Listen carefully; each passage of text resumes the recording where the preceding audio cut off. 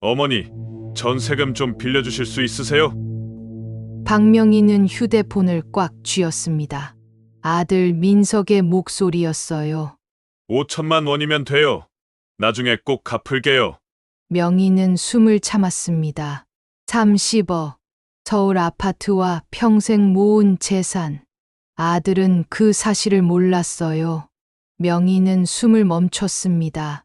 그리고 어머니, 결혼식은 오시지 않으셔도 돼요. 심장이 찢어지는 것 같았습니다. 소규모로 할 거라서요. 친구들만 불러서요. 명희의 손이 부들부들 떨렸습니다. 자신의 결혼식에 엄마를 초대하지 않는 아들. 그러면서도 돈은 요구하는 아들. 알았다. 명희는 천천히 대답했어요. 그날 밤, 그녀는 결심했습니다. 아들에게 물려주려던 그 재산, 이제 완전히 다른 곳에 쓰겠다고. 정말 필요하고 고마워할 사람들에게 주겠다고. 35년 교직 생활, 성실하게 모은 돈, 배신당한 사랑. 하지만 명희는 무너지지 않았습니다. 오히려 일어섰어요. 이제 내 삶을 살 거야. 요양원에서 웃고 있는 명희, 장학금을 받은 학생들의 편지, 그리고 후회하며 찾아온 아들, 박명희의 30억짜리 참교육이 시작됩니다. 안녕하세요. 오늘도 저희 이야기를 보러 오셔서 정말 감사합니다. 이야기가 시작하기 전에 구독과 좋아요를 부탁드립니다. 아침 햇살이 마당 가득 내려앉습니다. 박명희는 따뜻한 보리차 한 잔을 마시며 고요한 시골의 아침을 맞았습니다. 멀리서 들려오는 트랙터 소리, 그리고 이웃 할머니가 건네준 싱싱한 오이.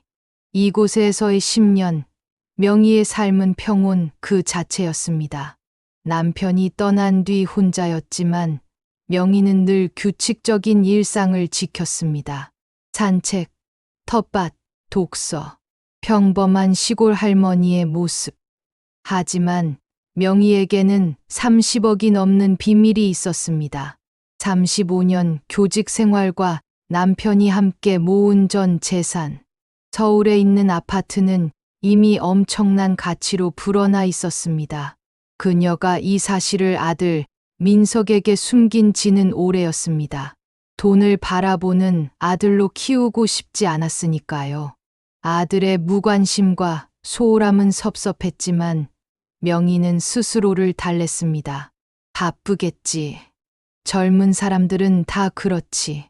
오후 내내 텃밭에서 땀을 흘린 뒤 저녁을 먹고 소파에 앉았습니다. TV에서는 뉴스가 흘러나왔죠. 문득 아들 민석이 생각났습니다. 민석이도 참 힘들겠구나. 그때 휴대폰이 울렸습니다. 화면에 뜬 민석이라는 이름. 명희 씨 얼굴에 모처럼 환한 미소가 번졌습니다. 여보세요, 민석아. 잘 지내고 있어? 밥은 잘 먹고? 네, 어머니. 잘 지내요. 명희는 좋은 소식일까? 나쁜 소식일까? 심장이 조금 빨리 뛰는 걸 느꼈습니다. 어머니, 저 결혼하기로 했어요. 결혼. 명희는 기쁨과 설렘의 목소리가 떨렸습니다. 정말 축하한다. 아들. 누구랑? 회사 동료예요. 다음 달로 잡았어요. 하지만 아들의 다음 말은 기쁨을 순식간에 차가운 얼음으로 만들었습니다. 근데 어머니, 결혼식은 조촐하게 하려고 해요. 어머니는 안 오셔도 돼요. 뭐라고? 그게 무슨 말이니? 내가 내 엄마인데 바쁘실 텐데 굳이 올라오시게 하기 그렇고요. 저희도 간소하게 하려고요. 아들의 결혼식에 엄마를 오지 말라고 통보하는 아들. 명희의 머릿속은 하얗게 변했습니다. 어머니, 그리고 하나 더 부탁드릴 게 있어요. 민석의 목소리는 너무나 침착해서 오히려 냉정하게 느껴질 정도였습니다. 전세금이 좀 필요한데요. 5천만 원 정도만 빌려주실 수 있으세요? 나중에 꼭 갚을게요. 명희는 아무 말도 할 수 없었습니다. 가슴이 산산조각 나는 기분. 결혼식에는 오지 말라고 하면서 돈은 달라는 아들. 알았다. 생각해 볼게. 전화가 끊겼습니다. 명희는 한참 동안 휴대폰을 쥔 채 멍하니 앉아 있었습니다. 거실은 고요했고 창밖에는 붉은 노을이 지고 있었습니다. 가슴속 어딘가에서 무언가가 산산조각 나는 날카로운 소리가 들렸습니다. 명희는 그날 밤 단 한숨도 잘 수 없었습니다. 결혼식에는 오지 말라. 그 잔인한 통보가 귓가에서 떠나지 않았죠. 다음 날 아침, 명희는 아들 민석에게 계속 전화를 걸었습니다. 한 번, 두 번, 세 번 하지만 아들은 받지 않았습니다. 민석아, 엄마야, 어제 통화 다시 하자. 중요한 얘기가 있어. 답장은 저녁이 되어서야 도착했습니다. 바쁩니다. 무슨 일이세요? 명희는 떨리는 손으로 답장을 보냈습니다. 결혼식 날짜 알려줘. 엄마가 갈게. 말씀드렸잖아요. 조촐하게 할 거라서 안 오셔도 됩니다. 민석아, 내가 내 엄마인데 어떻게 안 가니? 어머니, 제 결혼식이니까 제가 알아서 할게요. 전세금 거는 어떻게 하실 거예요? 분노, 슬픔, 그리고 허망함. 감정이 뒤섞여 명희는 휴대폰을 꽉 쥐었습니다. 아들은 끝까지 돈 이야기만 했습니다. 알았어. 돈은 준비해 둘게. 감사합니다. 감사합니다. 그 차가운 한마디가 대화의 끝이었습니다. 명희는 한참을 멍하니 앉아 있을 수밖에 없었습니다. 결혼식 당일, 명희는 홀로 시골집에 앉아 있었습니다. 그리고 차마 보지 말았어야 할 것을 보았습니다. SNS. 민석의 친구가 올린 결혼식 사진들. 화려한 웨딩홀, 꽃장식, 환하게 웃고 있는 아들과 신부. 그 행복한 얼굴들 속에 명희는 없었습니다. 초대받지 못한 어머니. 명희는 휴대폰을 내려놓고 주저앉았습니다. 눈물이 쏟아져 내렸습니다. 억누를 수 없었습니다. 내가 뭘 잘못했다고. 평생을 너를 위해 바쳤는데 이게 내가 받은 대가니? 번거롭다. 아들이 내뱉은 그 잔인한 한마디가 뇌를 찔렀습니다. 자신이 아들에게 짐이었음을 깨달았습니다. 며칠 후 다시 아들의 문자가 도착했습니다. 결혼식 이야기는 단 한 줄도 없었습니다. 어머니, 전세금 언제쯤 보내주실 수 있으세요? 집 계약 날짜가 다가와서요. 명희는 그 문자를 읽고 분노를 넘어선 결심을 했습니다. 마지막으로 아들의 눈을 보고 모든 것을 끝내기로. 약속된 일요일, 명희는 서울역 근처 식당에서 아들을 30분 동안 기다렸습니다. 민석은 피곤한 얼굴로 나타났습니다. 민석아, 결혼 축하한다. 감사합니다. 어색한 침묵 속에서 명희는 떨리는 목소리로 물었습니다. 근데 왜 엄마한테는 연락 안 했니? 결혼식 끝나고. 바빴어요. 결혼 준비하느라 정신 없었거든요. 바빴다고? 그래도 엄마한테 한마디는 해야 하는 거 아니니? 민석은 시선을 피했습니다. 명희는 숨을 깊이 들이쉬었습니다. 이제 참지 않기로 했습니다. 나는 널 키우느라 평생을 바쳤어. 내가 원하는 건 뭐든 해줬어. 그런데 넌 왜 나한테 이러니? 어머니, 목소리 좀 낮춰요. 여기 사람 많잖아요. 사람이 많으면 어때? 나 내 엄마야. 엄마가 내 결혼식에도 못 가는 게 말이 돼? 명희는 아들을 똑바로 노려보았습니다. 솔직하게 말해봐, 민석아. 나 때문에 창피했던 거지? 뭐라고요? 시골에서 혼자 사는 늙은 엄마. 돈도 없어 보이고 볼품도 없고 그런 엄마가 오면 창피할 것 같았던 거지. 민석은 고개를 숙였습니다. 그 침묵이 곧 대답이었습니다. 명희의 가슴은 완전히 부서졌습니다. 하지만 눈물은 참았습니다. 여기서 울 순 없었습니다. 알겠어. 내 마음 알았어. 명희는 가방에서 봉투를 꺼냈습니다. 5천만 원짜리 수표. 아들이 그토록 원했던 돈. 여기 5천만 원. 가져가. 내가 원했던 거잖아. 민석은 망설이다가 봉투를 받았습니다. 고맙다는 말도 미안하다는 말도 없었습니다. 그저 돈을 받았을 뿐입니다. 명희는 자리에서 일어섰습니다. 결심을 실행할 순간이었습니다. 민석아, 이제 나한테 연락하지 마. 어머니, 그게 무슨... 너도 내 인생 살고 나도 내 인생 살게. 난 이제 너한테 엄마가 아니야. 그냥 남이야. 명희는 뒤돌아보지 않고 식당을 나섰습니다. 집으로 돌아온 그녀는 침대에 엎드려 모든 것을 토해내듯 울었습니다. 하지만 울음이 멈춘 뒤 명희는 거울을 보았습니다. 초라했던 자신의 모습을 똑바로 바라보며 생각했습니다. 이렇게 살 순 없어. 버림받은 인생. 아니, 여기서 끝낼 순 없어. 그녀는 곧바로 노트북을 켰습니다. 사회복지재단, 교육재단, 노인보호센터. 명희는 아들에게 주려 했던 30억이 넘는 평생의 재산을 어려운 이웃에게 쓰기로 결심했습니다. 배신당한 재산을 올바른 곳에 쓰는 것. 그것이 명희 씨가 선택한 가장 통쾌한 복수였습니다. 명희는 다음 날 아침 오랜만에 깊은 숙면을 취했습니다. 마음속에 단단한 결심이 자리 잡자 지난 밤의 불안과 슬픔이 거짓말처럼 사라졌습니다. 아침 식사를 마친 명희는 곧바로 법무법인에 전화를 걸었습니다. 재산 기부 상담을 받고 싶습니다.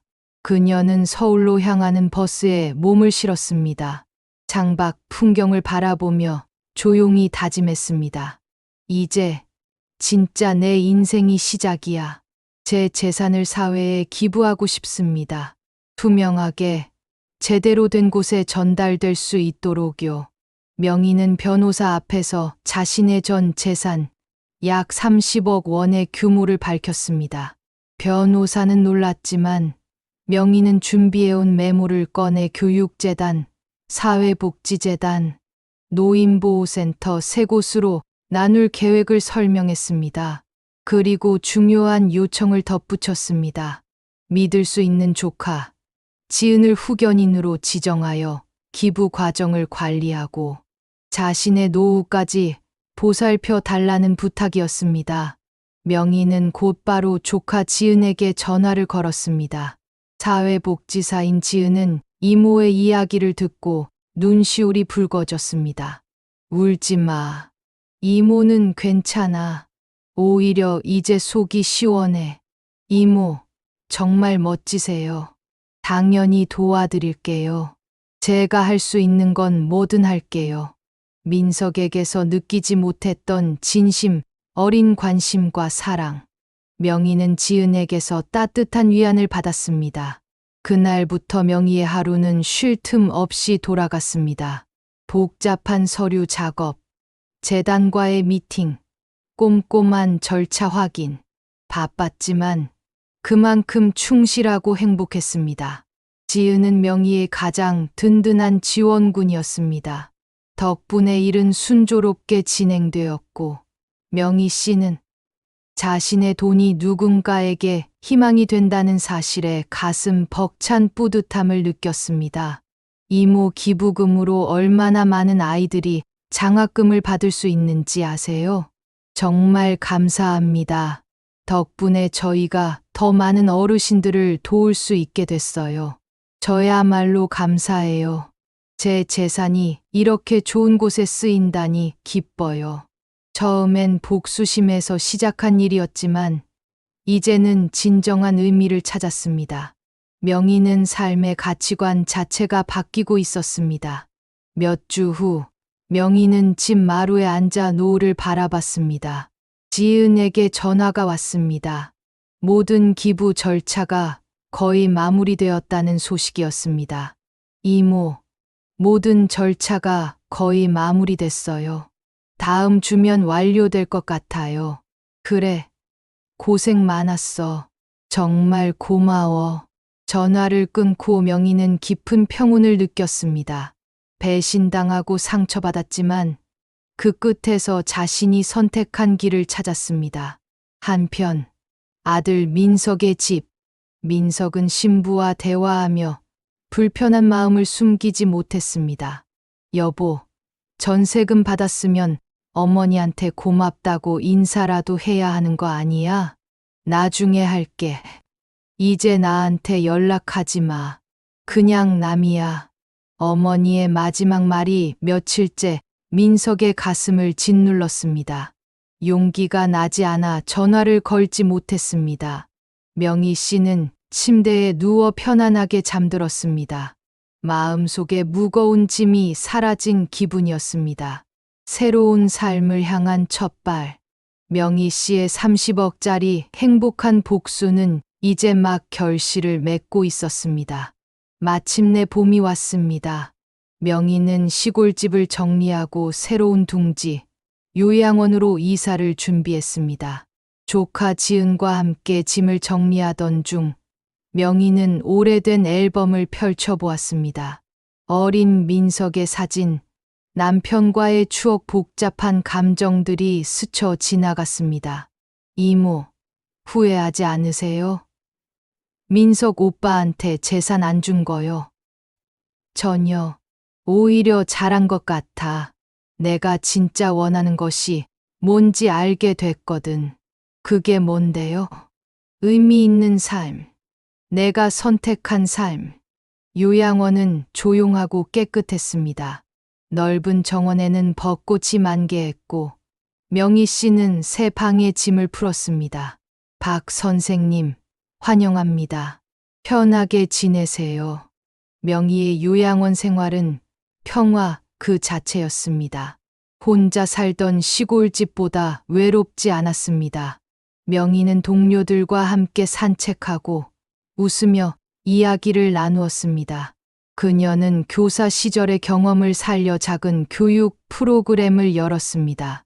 책 읽어주기, 시낭송, 인생 이야기 나누기. 선생님, 덕분에 오랜만에 마음이 따뜻해졌어요. 저도 행복해요. 이렇게 함께 시간을 보낼 수 있어서요. 이것이 진짜 삶이구나. 명희는 자신의 재능과 마음이 누군가에게 기쁨을 줄 때 가장 행복하다는 것을 깨달았습니다. 어느 날 지은이 명희를 찾아왔습니다. 손에는 반가운 편지 봉투가 들려 있었습니다. 이모, 교육재단에서 연락 왔어요. 이모 이름으로 장학금 받은 학생이 편지 보냈대요. 명희는 조심스럽게 편지를 펼쳤습니다. 덕분에 대학에 갈 수 있게 됐습니다. 꼭 열심히 공부해서 저도 누군가를 도울 수 있는 사람이 될게요. 이거 보니까 내가 참 잘했구나 싶어. 이모가 해주신 게 진짜 참교육이에요. 혈연보다 중요한 건 마음과 책임이잖아요.